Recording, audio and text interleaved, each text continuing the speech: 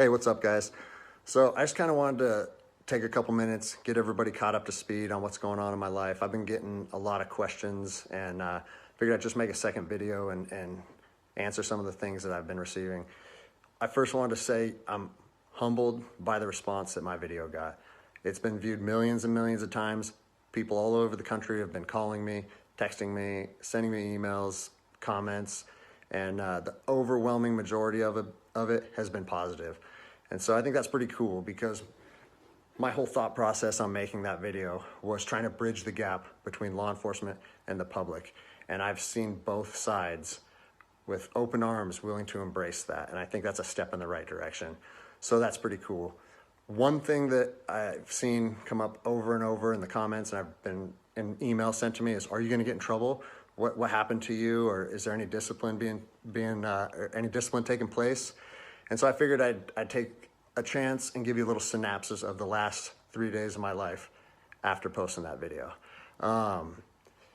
So I posted the video on Tuesday, was it May 5th? And it took it took a day or two before it really started getting a lot of traction. But the next morning when I woke up on the 6th, I think it was only at a few thousand views. And I had received a message from my command saying, wow, Greg, what a powerful message. We agree with that 100%, well done. And that was actually a relief for me because I was like, great, I know that it's risky putting something out like that, but I felt like it was so grounded in integrity and liberty that no one would have an issue with it. So that was a relief. And then fast forward 3 hours later, I get another phone call from my command and it said, hey Greg, the video's up to 400,000 views. It's time to pull the plug on this thing. And I immediately, it kind of caught me off guard because I said, why would we want to pull the plug on something that was already acknowledged as a good and powerful message from one law enforcement officer to others? And I said, yeah, that doesn't really make sense to me. I think maybe we should embrace this message and we should share this with other officers. And he said, listen, it's not up to me. I have been directed to tell you to take the video down, and I need to know if you're going to take the video down. And I said, no, I can't take the video down. Because if you listen to my first video, the whole message that I was trying to share with people and impart on them is, if you believe in something in your heart, you have to stand by that conviction, even if it costs you everything. And like I said last time, I have 3 little kids. I have this house, I have another house. I cannot afford to lose my job. But after putting that message out there and sharing that with America, and it was so well received, I can't then just say, even though that's what I believe, I'm gonna take a step back, I'm gonna retract my words, and I'm gonna allow my command to prevent me from sharing my heart and my truth. And I said, so with that in mind, sir, I can't take the video down. And, I didn't know where this was going to go. And I immediately started thinking about, what are they going to try and gig me on? What did I do wrong? What policy did I violate? And I got called back a couple hours later. And by this time, it was skyrocketing. Everyone in the agency was seeing it. Cops from when I was an officer down in Los Angeles, they were contacting me. I got a call and it said, listen, the video needs to be taken down right now and you need to accept a letter of reprimand. Or we're going to take a very different approach to this if you say no again.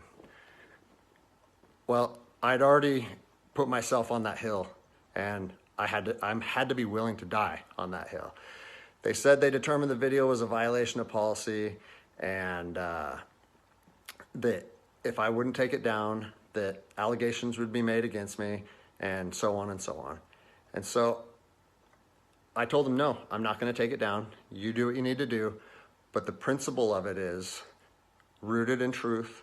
And it was a positive message that was received by millions and millions of people. If you want me to take it down, I have to respectfully refuse.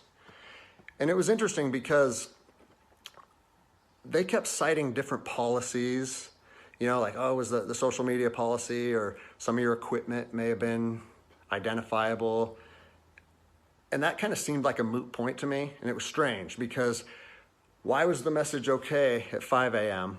and then 3 hours later, there was a problem with it?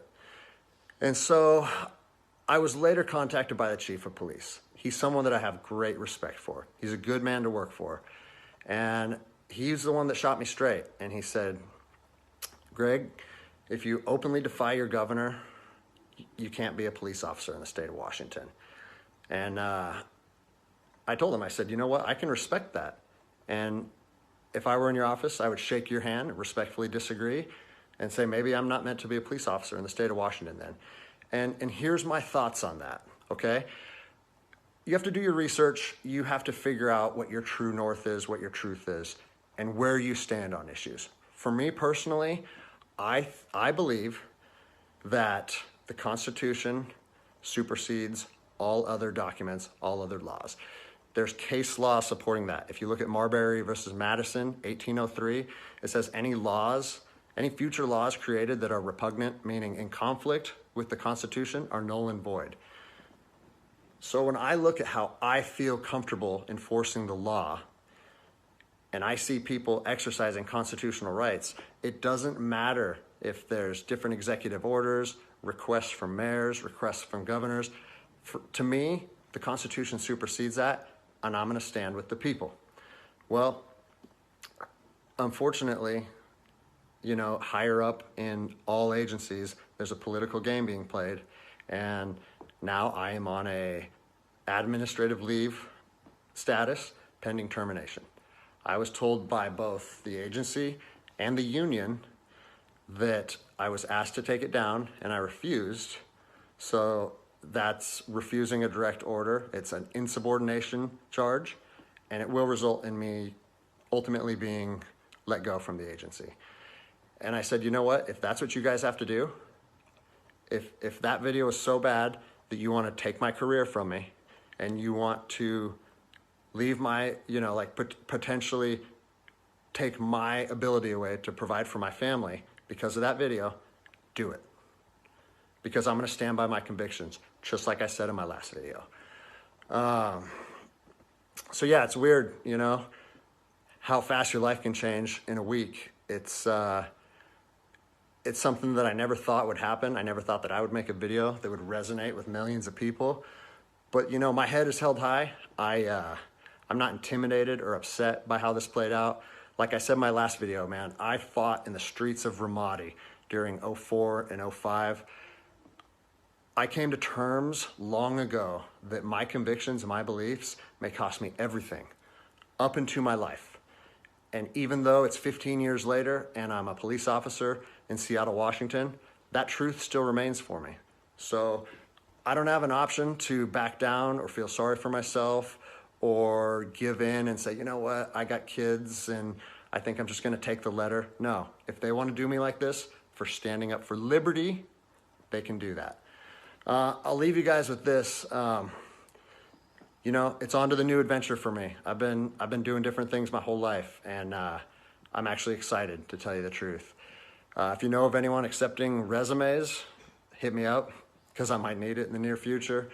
But, you know, I've always wanted to circumnavigate the globe on a sailboat, so maybe it's time to chase that dream. Anyways, I appreciate all the support, guys. Take care.